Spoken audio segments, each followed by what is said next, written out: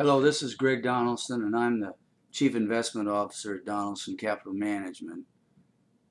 And this is the first of a series of Monday, what we'll call them takeaways or talking points about our Investment Policy Committee, which meets every Monday for 2 to 3 hours and studies the economic environment in the United States and worldwide, but most importantly studies the companies that we own and what's changing about them and if there's any reason that we should be buying or selling them. We call this takeaways because in 2 or 3 hours time you can go over a lot of things and you can spend a lot of time talking about what the Wall Street Journal is saying or what somebody on CNBC is saying, or there's thousands of people talking all at once. And what we try to do is to deal with what we think are the real issues, number one, and then number two, in the end, we're investing in stocks and bonds, and we're not investing entirely in an economy or in any one economy. We are investing around the world.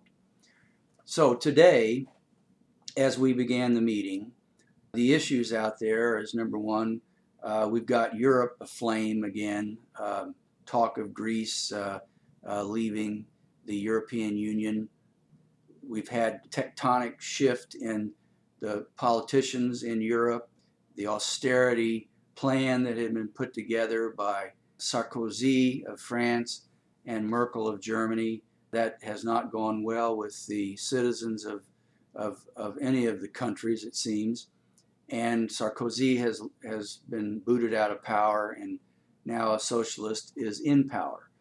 But the long and the short of it is that as we talked about it today, we come to the conclusion that this is still Europe muddling along. That's what we decided 2 years ago when this first started. That is what we have thought almost every day since then. We believe that Europe has a desire to remain a union, to keep a common currency, and it just is not a very pretty thing to watch.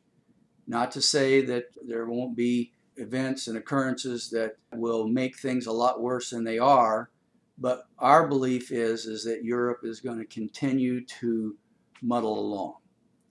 Another area that is of major interest is this $2 billion trading error by JP Morgan.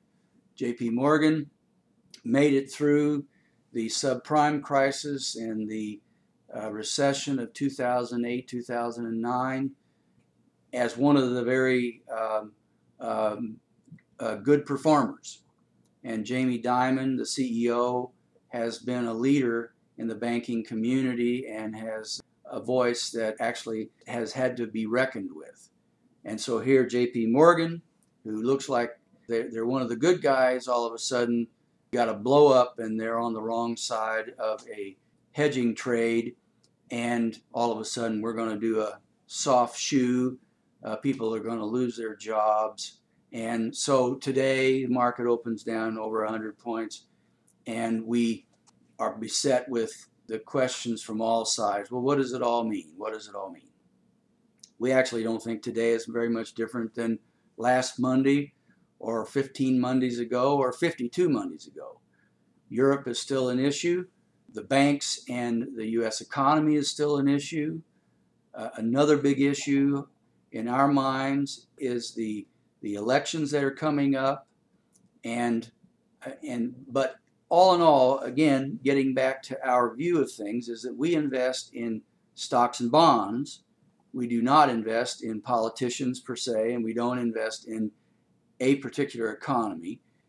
We are investing in companies who see all the same headlines as we do and are making moves to adjust their, if you will, expenses to match their revenues, and always trying to expand their revenues.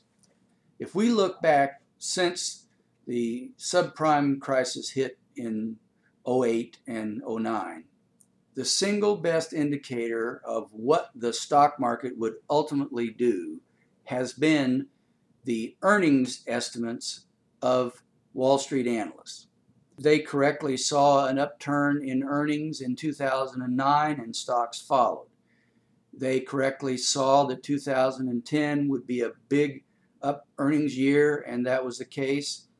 And the interesting thing is when the market started to crater when Europe first started having trouble in the summer of 2010, the analysts' estimates of the earnings for Standard & Poor's 500 actually rose during that time, which would indicate that even though the economy softened up, that earnings continued to move higher for most of our companies.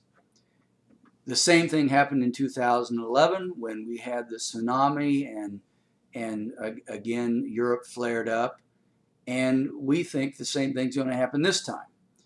To give you some quick information, and I'm going to say this for the Dow Jones Industrial because that's the indices that we can follow easiest.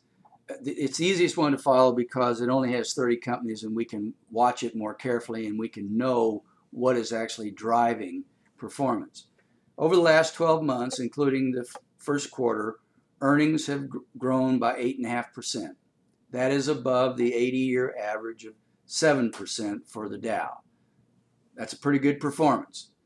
Dividends, which as you know we concentrate on, are actually up 13% during that time. We think that is an outstanding performance. Earnings estimate by Wall Street analysts for next year is that next year earnings for the Dow Jones companies will go up by about 10%. So from our perspective, the first thing we look at is what are the analysts saying? And the analysts are saying the same thing they've been saying since 2009. Earnings are going higher, profitability is going higher, and in our judgment, simplistically, if earnings and dividends continue to go higher, it is our belief that prices will ultimately go higher. The next thing that we spent a lot of time on this morning was looking at, well, where is the market? Is it expensive? Is it cheap? Where does it really stand? We've done research going back many, many years about what is the appropriate PE for any market. And we'll talk about this another time, but that we believe the best predictor of PE, what is the appropriate PE for the Dow Jones Industrials, is a relationship to inflation. On a year-over-year basis, inflation is up about 1.9%. Most people would be surprised to hear that number, but that's about where it is. And if you put that into our formula and shake it up and see what comes out, you find that currently the most appropriate PE for the Dow Jones Industrial would be about 17 times. As we speak today, it is trading at about 13 times. So we're nearly 30% under where we would normally be. In our minds, that's appropriate because, let's face it, there are a lot of uncertainties. Yet, at the same time, the market obviously is pricing in some great quantity of uncertainties. Because if we didn't have all these uncertainties, the stock market, in my judgment, would be trading closer to 17 times earnings. The next thing is, if we look at the stock market based on next year's earnings, we then see that the stock market would be trading at somewhere around 9.5 times earnings. Well, again, our model says that the market should be trading now under this inflation scenario. Our model says that stocks should be trading at about 17 times earnings. And based on 12 months from now's earnings, we're trading at a little over 50%. In our judgment then, from the standpoint of earnings and history, we're trading very cheap. We think it's justified in large measure because of the uncertainties, but nevertheless, stocks are trading cheap. And in many cases, the stocks that we own are trading even cheaper than the Dow Jones Industrials. And finally, just to go over where we are today, in the last 12 months, our cornerstone portfolio, the average stock in that portfolio has outperformed 65% of all stocks over the last 90 days. The average stock has outperformed 55% of all stocks. As I indicated earlier, we've had good dividend increases, and we're really pretty happy with our portfolio the way it stands right this minute. The toughest part of this is on the bond side, where we have 35% of our assets.